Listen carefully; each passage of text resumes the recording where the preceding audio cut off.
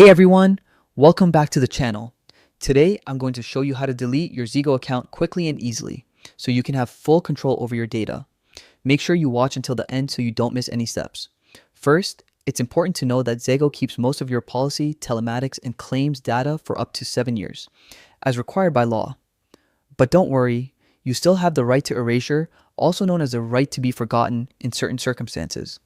To start the deletion process, open your Zego app and use the live chat feature. From there, simply tell them that you want your account deleted. If you prefer, you can also contact Zego customer support directly using the contact information in your app or on their website. If Zego isn't able to delete your data immediately, they will adjust your marketing preferences so you won't receive any more emails from them. And that's it. Following these steps will either remove your account or stop unwanted emails, depending on what Zego can do immediately. Thanks for watching. If you found this helpful, don't forget to subscribe to our channel, and I'll see you in the next video.